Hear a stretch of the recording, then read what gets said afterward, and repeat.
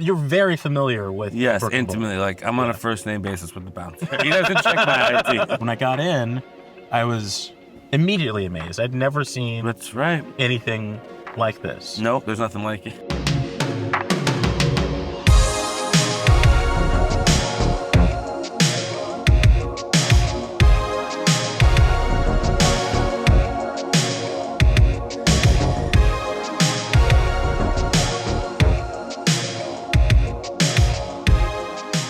Hey, I'm Tim Barnes, your host of Concert Chat New York City, the only series that rates and reviews music venues and performances immediately after, from a studio on wheels, a car parked right near the venue. And tonight, we're at Brooklyn Bowl in Williamsburg, the flagship venue of what's now 4 and counting locations across the country. With its Coney Island-inspired design, this former warehouse has been transformed into a musical playground, complete with state-of-the-art bowling lanes and delicious food by Blue Ribbon. My guest tonight is Ali Burkhat. He's an exceptional drummer who hosts Ali's Flophouse, New York City's premier open jam, and we're here to see Virginia-based band Butcher Brown, pioneers of what they call solar music, a fusion of funk, soul, and beyond. Oh, jeez. I wasn't ready. You weren't ready. What do you mean? Gotcha. That was so much fun, man. Ooh. Butcher Brown at the Brooklyn Bowl. We did. BB at the BB. Quad Bs. It was fantastic. That's right. Alliteration's very hot right now. It's a beautiful thing. During the show, I joked, I turned to you and I said, this is some of that good interracial baby music. That's right, you did. It's like... Truer words were never said. That was a very good call. Very astute comment. Yeah. Because like in the crowd, it was like this eclectic mix, kind of like NPR, Tiny Desk Concert vibes. Yes. But there were a lot of white people authentically getting down. With all Big the time. A lot of them. Yeah. Thank God for that, because there needs to be more people showing up for this band, period. Yeah. But like to your point, incredibly funky band. Perhaps the funkiest role in the band was occupied by the only white guy in the band. That was a brilliant observation of the bass player was the only white guy in the band. Inherently, it has to be the funkiest guy. Yeah, perhaps. Very casual groove. And I noticed that he was constantly switching from all kinds of styles. He was playing with the pick, kind of like that's Paul right. McCartney style, right? Great observation. And then he would go to but you would barely notice. His face wouldn't really move at all. Stoic, yes. Yeah. All great bass champions actually are stoic like that. I can think of a few of them. My favorite thing is when the bass player, usually you're a drummer, right? Yes. Usually bass players and drummers have like this psychic connection. For sure. And I love it when you see that. That's for sure. Yeah. They don't even have to try. They just, if you're a good listener, that's who you listen for. If you're a drummer or a bass player, you listen for each other. Period. Just like me and you. Like no one else matters. Exactly. But they got on stage and you told me, I didn't really realize this before the show, that they have a different keyboard player than they usually do. That's right. He was guesting, at least for a couple shows, named Nigel Hall, who plays with Lettuce, the funkiest band on the planet perhaps, and he has his own amazing music. So yeah, he was sitting in, so to speak. Yeah, he was fantastic. Yeah, vocal very range, talented. not even just like playing the piano. For sure. I don't know much about vocals or piano, but they say he's a genius. Yeah. That people smarter than me in that department. What I loved about the band is that they would do this thing where sometimes multiple instruments were in sync in terms of whatever melody. You're more of a musician than me. So sometimes you'll kind of lose track of who was making what sound for a little bit. But they also always allowed each band member to shine in a very specific way. I think that's definitely like a hallmark of a lot of funk music, actually. It's like everyone's got a very unique role that plays a certain part when they're all woven together in the right way. It's a very special thing. Yeah. But it's very hard to master. And it's like, everyone's got to kind of trust the process in each other more than a lot of other music. Often. Yeah. The lead singer / saxophone player, he was really good.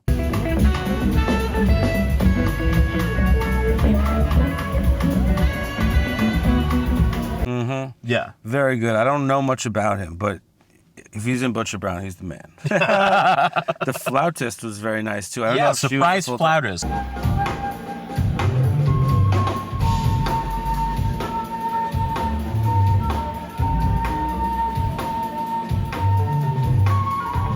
So when she came out, it kind of switched into this dance hall sound, maybe like this, or like a Chicago. Dude, they're just so diverse in general. Yeah, like yeah, you yeah. said at one point, a couple points, it very much sounded like Steely Dan. Yeah. In like a groovy way, like all of the best funk and musician players in the world, drummers, etc., play with Steely Dan. Yeah. So you're onto something there for sure. What did you think of the drummer? As a drummer, Absolutely phenomenal. A master Yeah. of funk, groove, and pocket, without a doubt. they did have an opening act, and That's we right. heard the opening act while we were eating our dinner, That's right. and it sounded like maybe it's a band. It did sound like a band. Then you looked up at the screen and it's like, it's just Just a dude. just a dude Yeah. and a woman who I think was actually DJing, or Yeah, maybe it appeared was like just- that from the yeah. screen. I don't know. It did sound kind of like the Roots, though, which is It did. there Yeah. are worse things, certainly. It was nice. Yeah. I wish we could have seen that one, but you gotta eat. You gotta Girls gotta eat. So Ollie, you are a connoisseur of funk. You make funk music yourself. I do love funk. It's Yeah. true. I am a student. Who the personally, who are your top 5 Whoa. funk groups? That's a fun question. Yeah. Well, like I said, Lettuce has to be at the top. Okay. I tell a lot of people they're the funkiest band in the world. Yeah. A band called Talk from New York is extremely funky. Okay. Relentlessly so, but they're not traditional funk music. They're more progressive, but they're extremely funky. Okay. Definitely have to have Polyrhythmics on there. All right. From Seattle, I believe, is an extremely funky band. Huh. But then, of course, the original funk band Tower of Power is Yes. the top of the pyramid. Oakland, I right? almost forgot. Oakland. Yeah. I love the song "What Is Hip." They have this pulsating funk sound. I feel like For sure. Like They- Don't Change Horses. Oh my God, brilliant song. Brilliant song. That whole catalog is incredible. Yeah, First of all, Don't Change Horse in the middle of a stream. Yeah. And what the hell does that mean, by the way? That's my favorite. I've think it never means heard that phrase in my life. I think what it means is don't quit your current job until you have a new job. I like that. Before you have a new job. Yeah, that's very smart. That what feels like about- very black advice? But yeah. What about this one? Think of another song. Have you heard this one? There's only so much oil in the ground. Wow. That's the name of the song. Wow. And sooner or later, there won't be none around. Wow. That's some funk wisdom. Tower Power is the pinnacle for me, for sure. Let's talk about the pre-show experience. You're very familiar with Yes, Brooklyn Bowl. intimately. Like, I'm on a first name basis with the bouncer. He doesn't check my ID. Well, what was your journey there? Like, what was your Took the subway from my house, 25 minutes door to door maybe, Okay. and came inside and found you guys, thank goodness, at the booth, which is the best place to be. When I got in, I was immediately amazed. I'd never seen That's right. anything like this. Nope, there's nothing like it. It's amazing. It's part bowling alley. Here I am at Williamsburg's very own Brooklyn Bowl bowling. It's part hangout diner. It's part concert venue. Commune, gathering ground. Yeah. As a longtime Power Rangers fan, it feels like the hangout spot the Power Rangers would go to in Angel Grove after Honestly, school. you're exactly right, because that's how we feel, the royal we, who have been going there for 15 years. Yeah. Now that you mention it, like, there's probably 100 people who could just show up to the Brooklyn Bowl and we'd all know each other. It's like introvert proof. As someone who that's a great doesn't point. always It's a good way to put it. like the concert experience because of like this forced social nature. Yeah. Being at a space where like, yeah, I saw the concert, but I was bowling the whole time, or like in the middle of the concert, I decided to get some food. Or, Sure, it's such there's a so much treat. you can do. Proximity to Brooklyn Bowl was a factor in where I chose to move to, I should say. It's that special. That's how special it For is. sure. Well, why don't we dive into talking about the service? Sure. You know everyone there, so I feel like we cannot be Honestly, too yeah. I did have one really funny poor service experience at Brooklyn Bowl, which was just a comedy of errors that I won't get into. But other than that, like, the service is impeccable. Yeah. I definitely know all the bartenders on a first name basis because I've been there so much. Got it. They're all fantastic. All the staff is very happy to work there. I found they're all like thrilled to be there. It feels like they must have so many stories. It's sure. like the writer, the TV writer in me that's like, this is definitely a job where like when you're the person handing out the bowling shoes, you've seen everything. Yeah. You've seen breakups. 100%. You've seen makeups. 100%. And they've security too. I give them a lot of credit because there's always an idiot often. But I'll give Brooklyn Bowl, like, security, the back of their shirt usually says security. Yeah. The back of their shirts say welcome. Wow. Yeah. That's the vibe that they're putting out there. Yeah. I will say my one critique, and it's not a big one, I ordered a whiskey neat. Mm-hmm. I got whiskey on the rocks. That's right. And then I ordered a Macallan, and he brought me a Makers. Oh, wow, yeah. He said, "Here's your Makers." And I was like, "Oh," he's like, "I'm just kidding. It's Yeah, Macallan." yeah. I said, Well, good boy. at the end of the day, I did appreciate that I had the on the rocks. He was spicy and fun. Yeah, I think he saw that, like, he doesn't need to drink this too fast. He was one of those servers who was like, "I know what this guy wants better than what this than he thinks he wants." You know the type. The food, I got, like, this nice, I always order mac and cheese, and I don't know what to expect. You handled that mac and cheese. I did. What do you think? So It was good. It was with chicken and peas, but I loved that it wasn't soupy, what I call soupy white people mac and cheese. No. It had gumption. Yeah, had gumption. Yeah, nice big pieces of chicken. Go on. A good mix of cheeses. Probably 4 of them at least. Yeah, nice sort of brown burn on top. Mm-hmm. And you got like a pizza. I did get a French bread pizza. How often do you get that? If I'm not getting the fried chicken, which is their famous thing, I might get, the pizza. Probably had a handful of times over the years. I don't eat too often there, special occasions. Okay. You know? What did you think of the pizza? I thought it was perfect. I like that they're using real tomatoes now. Okay.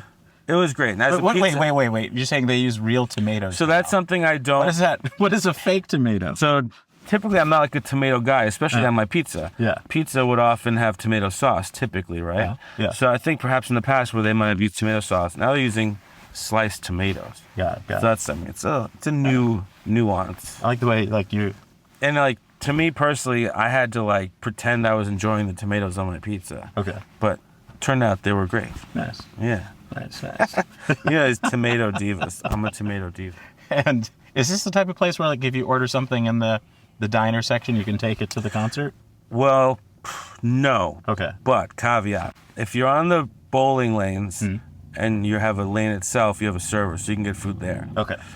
You can also get food sent to the bar if it's not packed to the gills, or if the show is not oversold, there will often be some tables on the floor itself. Okay. So you can order at the bar, get a number, bring it to the floor where there's big picnic bench. I can't imagine Eat that. there. Kind of. In fact, eat there while you're watching the show. The night I actually fell in love with my fiance, I was stuffing my face in one of those tables. It's a pretty bad look to be stuffing your face on the floor of Brooklyn Bowl physically to look at, but as a feeling, as a human, you're like, I'm living my best life right now because I'm eating this incredible food with this incredible band. I'm just sitting here enjoying myself, not bothering anyone, and it's like an amazing place to enjoy a meal. Let's talk about style. The fun house of it all. The fun house of it all. I loved this giant disco ball. Oh, yeah. Is it typical for bands to bring their own lighting person?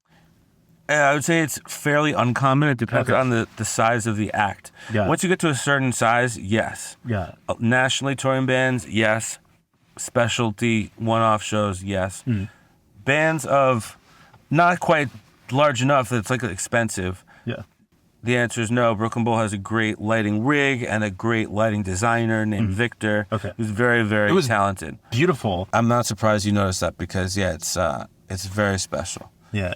A lot of bands can bring in other lights that are too overwhelming to the space.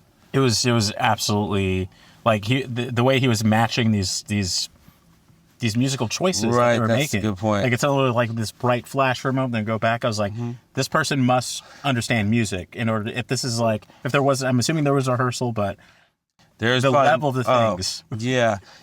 I could be wrong. They could have their own lighting designer because there are bands who do have their own lighting designer, and they're very tuned into each other. Yeah. But if I had to bet, I would bet it was Victor just trusting his instincts and his professionalism. Yeah. Yeah. I'm gonna find out. I'm gonna text him. Nice. And the style of the venue itself, I love that sort of fortune teller on the ATM machine. That's right. Yeah. What do you call it? From like the movie Big? Yeah. Let's talk about the sonics itself. Not necessarily the music, but the way that it sounded. I don't know a lot about the sound system. All I know is that it sounds fantastic in there.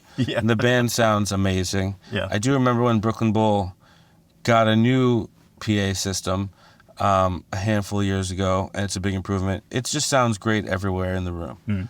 I really enjoy watching from the back and the middle because it's very balanced.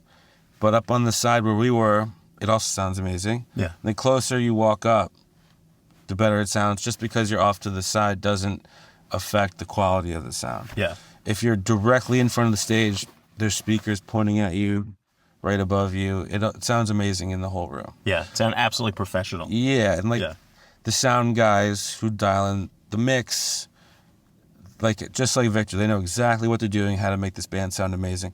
They might have had their own sound guy. I don't remember that either, actually. Yeah, I think I went to the bathroom before the band started. And, you can like, you don't hear them in the distance. You like kind of hear the music everywhere. You definitely can hear it. You can hear the show from the restroom for sure. Yeah. And, like the bowling pins are actually designed to be quiet. Okay. Do you know that? Like they were... So Brooklyn Bowl is like the first LEED certified bowling alley in the whole world. So the bowling machine is like an eco-certified energy-saving machine. Yeah. And the pins are lightweight, so they make less noise, and they're actually attached to little tiny strings. They're not loose like typical bowling pins. Okay. All for So is that why I was winning so much? Yes, definitely. That's why they go down easier, they go up easier, and they're quieter. For the show. Yeah. That's a fun fact. It's easy to miss. Well, it adds to this like specific party vibe. Like what I love about a lot of albums from like the 70s is that sound of like a party happening before the music starts. Totally. Like, it's a party personified. Yeah. You really feel like you walk into like this awesome space and then the music starts. Totally. That's great. And Brooklyn that's exactly Bowl. what Brooklyn Bowl does. Yeah, man. It nurtures a very special feeling for sure. They do an amazing job, like night after night after night for 15 years. Yeah. It's amazing. Let's talk about the post-show experience. So the show ends. Oh, that was good. Yeah, fantastic crescendo. Is that the right word? That's a great word. I feel that's a great way to describe a lot of that music. Yeah. And very slow crescendos, I'm a huge fan of. Actually, like, don't get me started on a very long crescendo.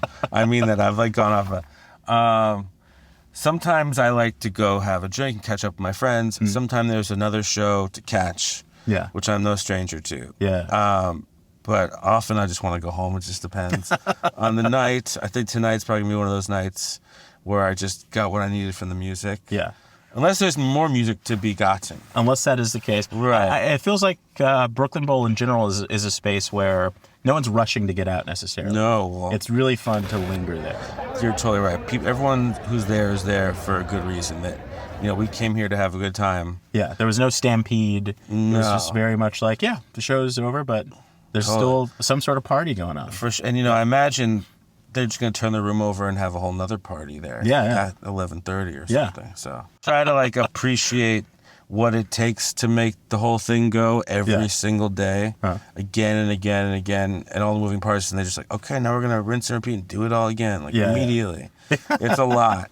And the service is incredible because they're having to navigate very kind of narrow space of people dancing and people drunk or people not paying attention. So the amount of calamities are very few. I've never seen an issue with service there, like dropping a tray or being obnoxious or anything. They're just patient and professional and very nice.